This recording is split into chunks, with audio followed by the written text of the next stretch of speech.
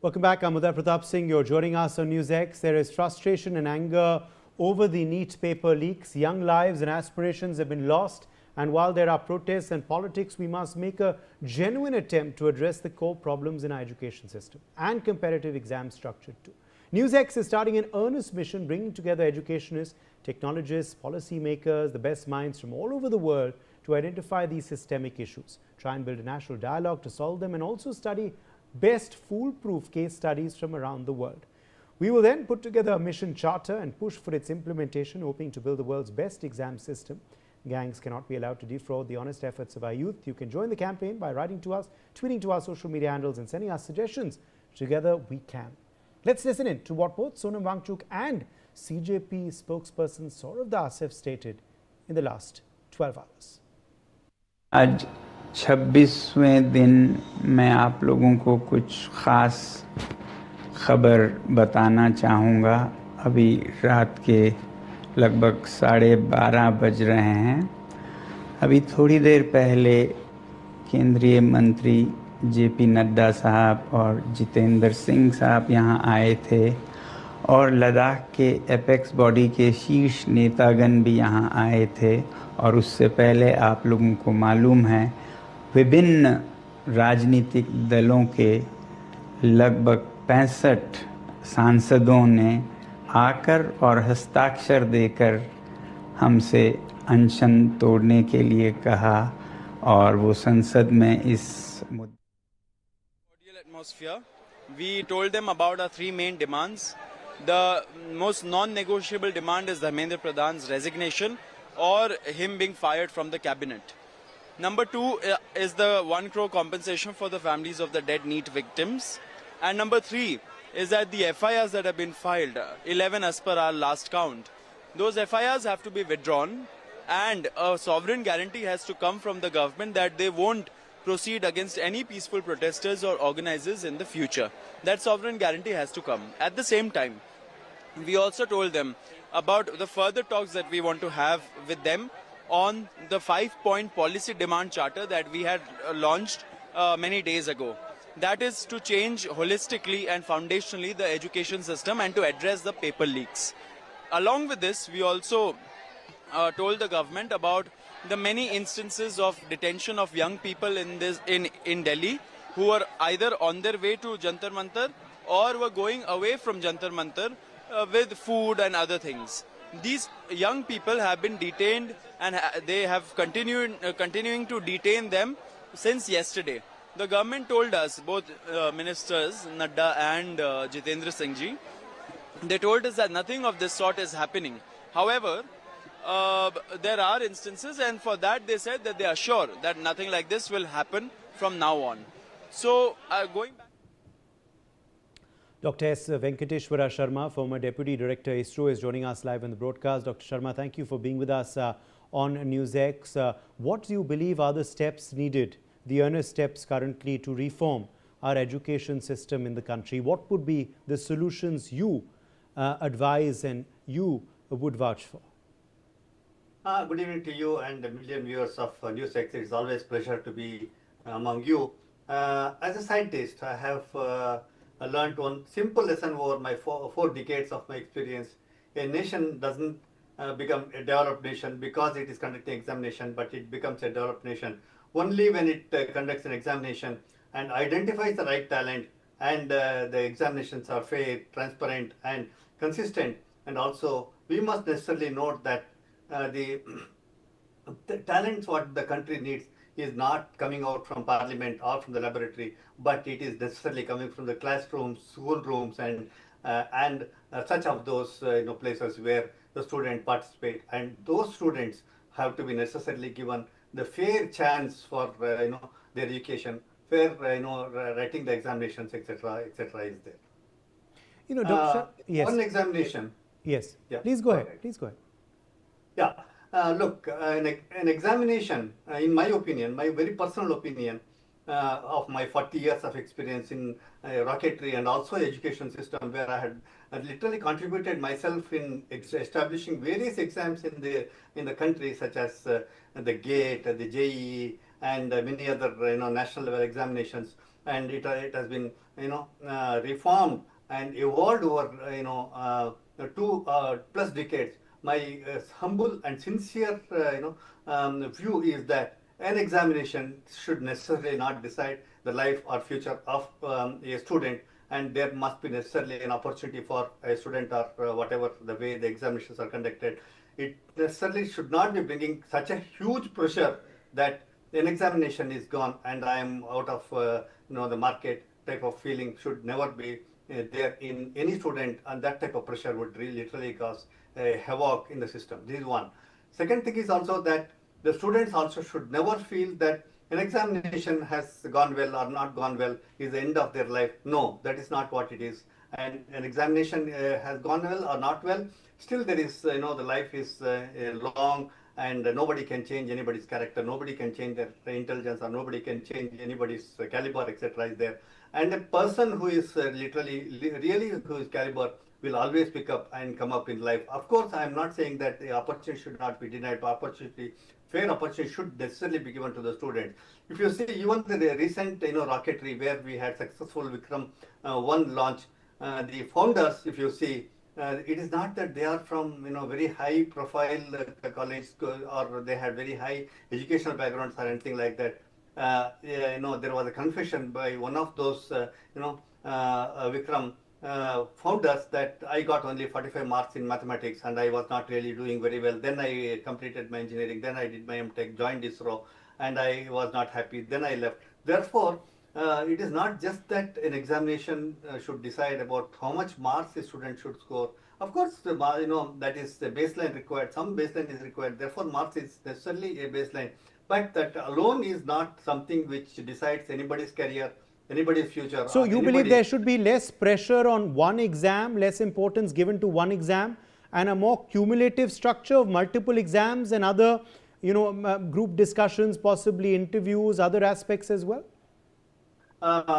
It need to be worked out. See, it is not that the country had not had national level exams. I made a mention about the JEE. I made a mention about JEE Advanced, where more than 5 to 10 lakh students appear every year, and they are screened, and they are getting admitted to various IITs and national IITs, IASCs, and other national institutes. And here the examination levels are different. Let's say there is JEE and JEE Advanced, and there is one more opportunity. Like that, there are several ways that the examination are structured in such a way that the students would not really have the type of pressure that they would feel otherwise, that there is only one exam I should get through, I will not get through. And being an engineering background, I had very in-depth knowledge and in-depth access to this education system. That's why I'm making this statement. And also, if you see a student from Karnataka, not just the JEE or JEE Advanced or BITS Pilani examination or any other university, there is what is called a CET exams, community exams, and local exams are also available for them to have an opportunity in case if they miss the national opportunity or anything like that. Therefore, I'm not saying that this is the way or this is the other way, but there are several ways that an examination can be structured so that this pressure on the students are less. And our intention must be only to find the best talent in the country and give them the good opportunity. Not that, keep the pressure on them and keep them under tension, the parents, etc. And, getting into the issues that what we have got into now is something which we necessarily need to address. And we have to take, a roll forward in such a way that the right minds, look, whichever the way it is, the right set of people should get involved in doing all these activities. Student life is very important. The career is important. Please don't take me otherwise by repeatedly quoting the JEE and JEE Advanced, etc. is there. The amount of effort which has gone into setting up those exams are extremely high. I myself was personally involved from 2000. Now also let me ask you, Dr. Sharma, this push to go digital. Do you believe digitization of exams will help? Can we make the system go completely digital? Like how we digitize payments with UPI. Can we digitize exams? Will that make us plug the leaks, the gaps? Excellent question. Okay, it is not the question of whether it is paper exam or paperless exam. Okay, we had paper exams and we had been doing extremely well in JEE paper exams as well. But we have moved from paper exam to paperless exam. There are advantages as well as there are disadvantages. If you say paper exams, children are very comfortable in because they are all in the schools, and they are using the papers, pens, and writing exams, and they are not something which are the last exams are only gadgets friendly, etc. Is that right? It has its own advantage for the student in terms of the comfort, in terms of the papers, and even the setting up of the paper, etc.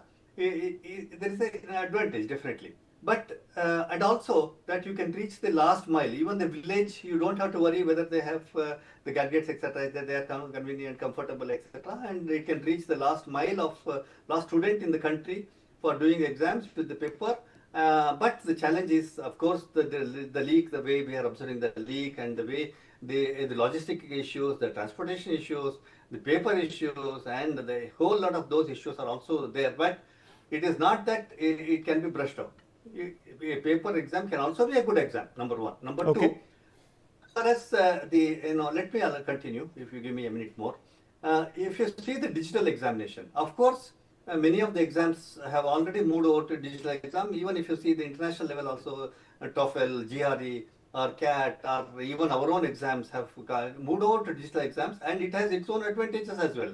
Because see, beyond anything, the mentality of the entire set of dispensation in setting up the paper, doing the exam, then evaluation, identify the right one. That mindset is important. Then we can decide about it. Also, we must increase seats. We must increase seats, isn't it? Seats at our colleges. Sorry? Dr. Sharma, we must increase seats at our colleges, the number of students admitted. Look, if you see, please don't mistake me. I'm going back to the engineering line because I am very convenient, comfortable, and I had worked in the engineering examination education system for more than 22 decades. Therefore, I'm saying increasing the seats is only one part.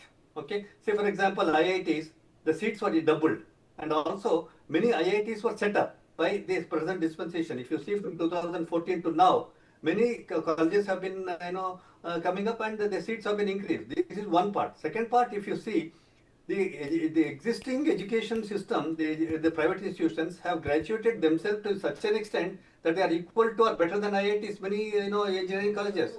Say for example, BITS Pilani, or even Karnataka level, if you see, RV College, or PES College, or Ramaya College, they are students who get selected in IIT JEE. If they get a selection, you have this go, and also SRM College.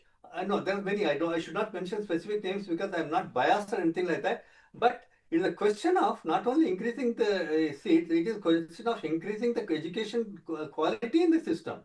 And students should have a choice. Okay, it is not just that I have 100 medical colleges or whatever it is by government dispensation, and I have only that choice. No, it is not like that. There must be participation of the private institutions, private players, and the quality education system. And that is the case. Then nobody cares for any other even the standard national level exams are also many students who are in the engineering level, they are opting to go for.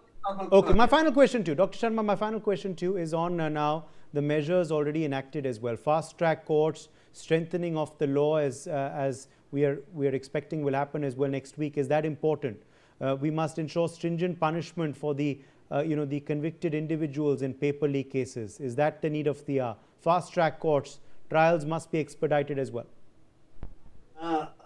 Look, this we are talking about keeping the example of this paper leak and the entire dispensation and the noise and the trouble and the issues that has been faced by the children, the parents, and the various agencies.